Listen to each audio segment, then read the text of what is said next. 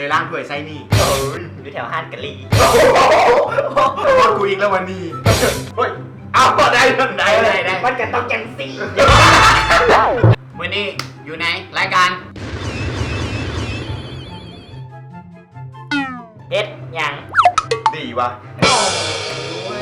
เกือบบ่ทัน เกือบบ่ทัน เอาวันนี้เขาจะมาเล่นเกมนะ ต่อประโยคหรือว่าต่อคำศัพท์นั่นแหละ รายละเอียดเป็นยังไง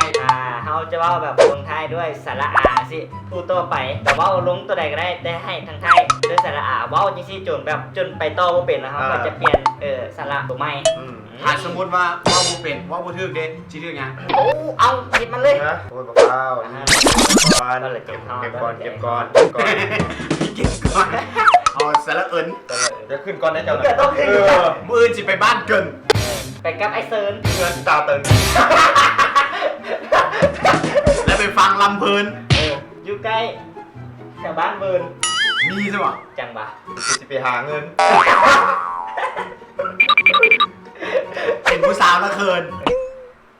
อ้าว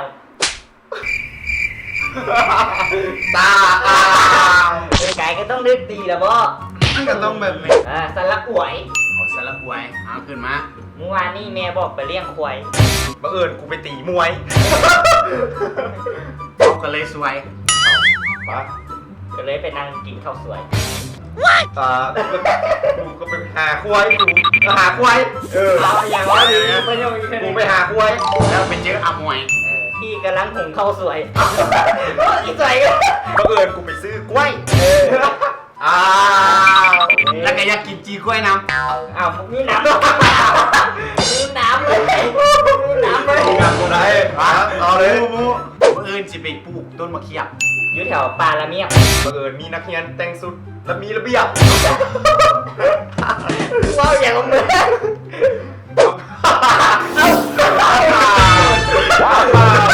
อะไรอย่างแล้วเป็นตัวหัวตั้งประโยคขึ้นมาเลย แก้ตัว เฮ้ยมันคิดยากแค่ไหนมันคนต่างเด้อ เอาสบายเว้ย เอาสาระอ่อน มืออื่นสิไปสวนมอน คิดว่าอยากสิไปนอน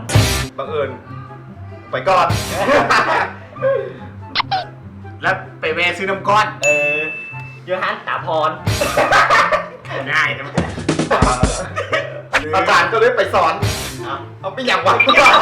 ใช่แล้วสอน ยอดจัดจริง หัวโปขึ้นประโยคตายตลอด โดนรับตาเลย เอาตั้งไปมา สาระเอียว มืออื่นสิไปกับเซียว ไปแวะเลยไปแวะซื้อถั่วเขียว บังเอิญไปท่องเที่ยว แล้วก็แวะเงียว ที่แถวบ้านตัวเขียวนั่นแหละ อยู่แถวเกาเลี้ยว เฮ้ย รถต่ำเกือบเสียวสาระเอียวดิ ต่อ แถวบ้านหัดเซี่ยวเฮ้ยมึง แถวบ้านตู้เขียว เอามันได้อะเนี่ย หัดเซี่ยวแล้วตัวเขียวดื้อเลย เอาโลคำด้วยป้า แล้วนั่งกินตำมีคนเดียว เลยรู้สึกปวดเหี่ยว เอามันได้อะ หัดเซี่ยวมีเสียงปวดเหี่ยวตัว ไปตำมะฮุงอยู่หน้าห้าน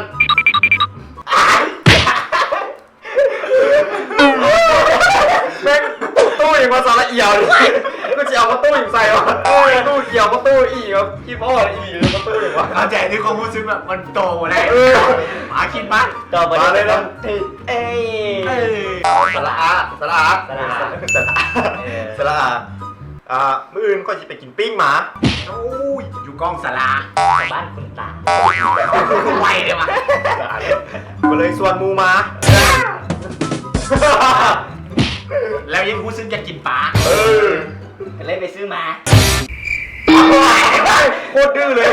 เอาไปแทนกินตามก็เลยไปซื้อมา มาเลยเอิ้นสุมา เฮ้ยเดี๋ยวเอิ้นหมาจะเถื่อนเนี่ย เอ้าเรื่องมันสระอากัน เลยอยากกินน้ำซา เลยไปกินอยู่ห้านปิ้งมา หมาน้ำกันเด็ก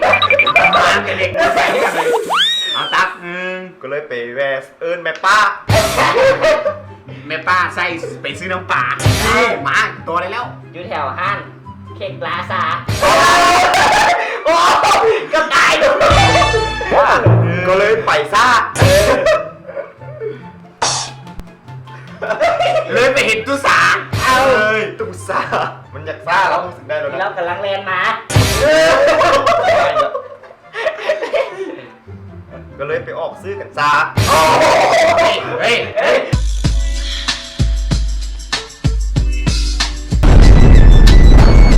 ต่อ เลยไปแวะซื้อน้ำปลา จับสายยังมาตัดปาก บนน้ำปลาอยู่ ตัวไหนเลย เลยไหมกินแรก ซะแล้วซะแล้ว ซะแล้ว มื้อเช้านี่ก็เจ้าขี่รถตำแมว ตอนกูไปซื้อบันเซล แล้วกูกินแล้ว เอาเฮ้ยเฮ้ย แล้วเห็นกับเจ้าซุ้มแซว พระเจ้ากินปิ้งแมว อันนี้คนต่ำแจว บุญหนึ่งกับเจ้ากินแล้ว กูก็เลยไปเอิ้นป้าแต๋ว พอได้ปะ อยู่ในวงกับโคตรแซว ตายกูบัดนี้ ว้าวแล้ว บ่ได้ เอารถตัวเองเลย คือโง่แน่ ออกมา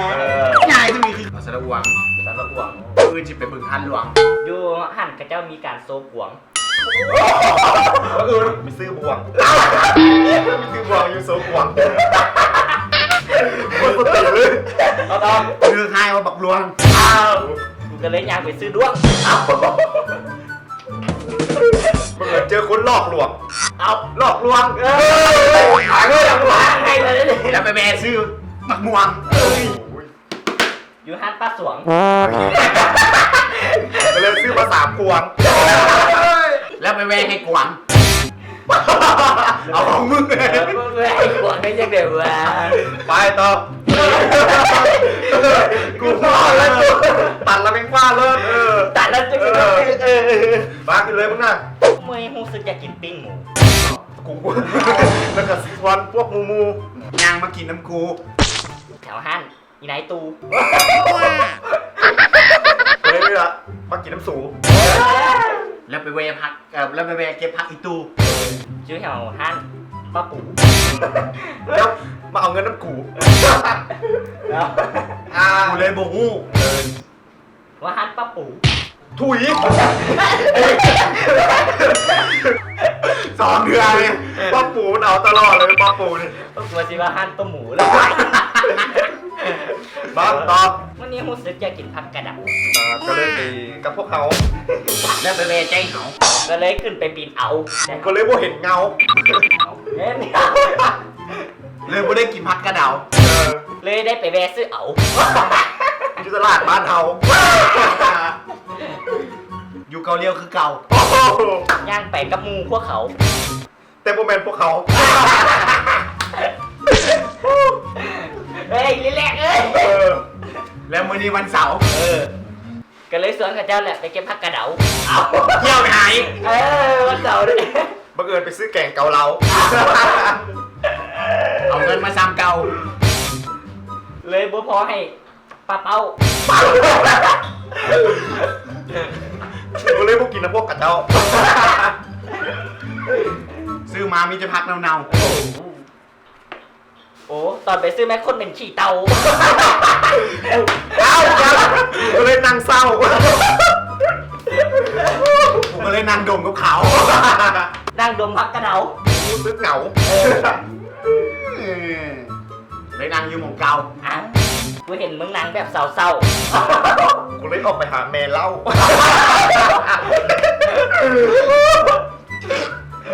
เลยไปแวะซื้อเหล้า ว้ายมาแล้วสิ ๆมึงรู้สึกอยากเมา กูเลยอยากเอา กูเอาเข้ามากินแก้มคือเก่า เขาเก็บเรา กินแก้มเศร้าไปก่อน มาต่อ จนมึงเริ่มรู้สึกอยากเมา เฮ้ยรู้สึกเศร้า เอาเศร้าเลยกูก็เศร้าดิ กินดุนๆไปแล้วก็เลยเหงา มันเอาไป ต่อได้เว้ยต่อได้เว้ย เอาแบบกัน โอ้มึงรู้สึกเมา เฮ้ยมันเก่าหนาวเดือนเนี่ย มึงไม่เหงากูก็เลยรู้สึกเมาเลย กู ก็ได้กลับบ้านคนเดียวคือเก่าว้าเว้ย ย้อนเล่า คุยเอาย้อนเล่าย้อนเล่าเอาไปต้องเป็นประโยคแล้ว อันนี้2ครับ เราสารอึงไปยังเป็นอีนึง ก็เลยย่างไปแถวแคมป์บึงไปย่าง ไปซื้อคำหนึ่งสลึง ก็เลยถือกับเจ้าดึก เลยเธอหาปอติงติ้ง ว้าวเป็นตัวตำรวจติดติดบ่ได้แล้วต่อมาดูเนี่ยกระดูกอุบัติเหตุ พอกันเลยนั่งซึ้ง ย้อนดึกดึง ทวีตรู้ตัวเองเมื่อกี้มึงดึงแล้วเยี่ยมจีดึงจริงเราอันนี้มันไม่ได้ซึ้งป่ะ ต้องสารเอือกแน่ เอามา มือเศร้านี่ดึงเสื้อ ต่อ กูเลยบ่อยากเสือก กูเลยไม่ต้องการจะเลือก และอีเมลบอกให้ไปซื้อเพื่อก เลยบอกข้าเจ้าว่าจะฟ้าปอกเปลือก ก็เลยนอนเกลือก ย้อนเฮาบ่มีสิทธิ์เลือก ก็เลยไปเจอน้ำเมือก เอามึงก็เลย มึงก็ได้กินลงเอาอ่ะโอ้มีคนต่อ เอาลองต่อไม้ต่อเลย ยังกับยัง จะเลือก น้ำเมือก น้ำเมือก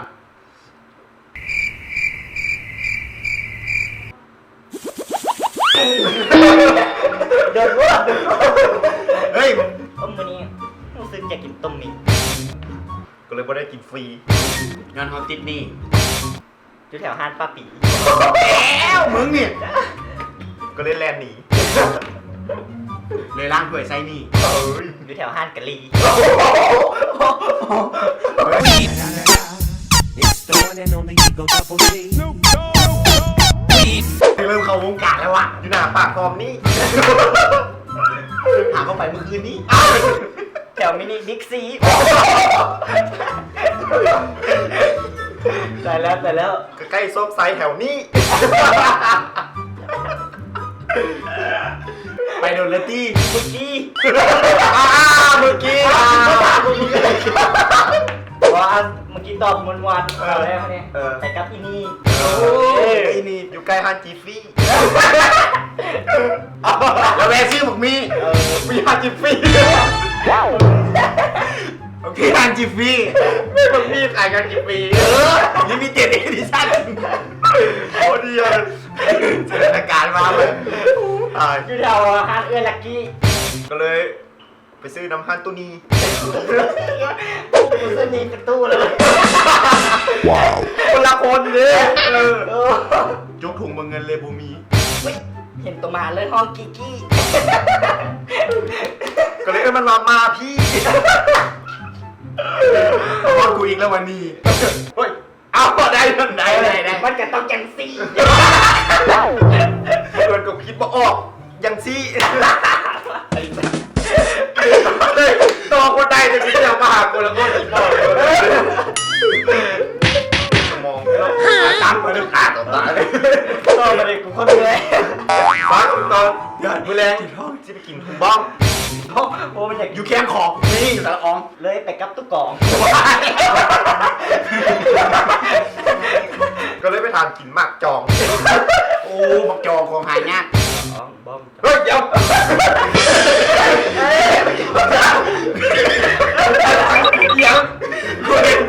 กูเคยนอนบักจองอันกูกินแล้วนะบักจองของหายากกูกินว่ากูเชียนอยู่ เจอกูจะลืมไม่อยาก ว่า ว่า อ่านมันอุทานขึ้น โอ้ มาย อยากกินบักจอก กูนั่งฟังเลย มื่นสิบเอ็ดตลาด ไปซื้อผักกาดอย่านิ่งดิ ก็เลยบ่เคยพลาด ผักกาดโมสะอาด ยังไปซื้อผักกาดเลยมือพละ ก็เลยหำฟาด ย้อนพลา เดี๋ยว เอาหมื่นฟาดย้อนพลาเอามาต่อ แถวห้านขายผักกาด โอ้กูตายซะเถอะนะกาจบไปแล้วสำหรับคลิปนี้ โอเค อย่าลืมกดไลค์ กดแชร์ กด subscribe เพื่อเป็นกำลังใจให้คลิปของเราต่อไป อย่าลืมกดกระลิ่งทางนี้ ทางไหนวะ วันนี้นะ แล้วแต่วัน วันกินนิมวนกะลองแท็กโมแล้วกะไปเฮ็ดน้ำกันเบิ้งซิง เอาเป็นอินโดมูกอะโอเค ตัวนี้กะต่อคำที่ได้แบบมวนอีหลีคาดบ่ได้มันสิออกมาอย่างไร ล่อไปเล่นน้ำมูเบิ่งเด้อ สำหรับมื้อนี้กะบ่ได้แน่บ๊ายบายติดตามเด้อ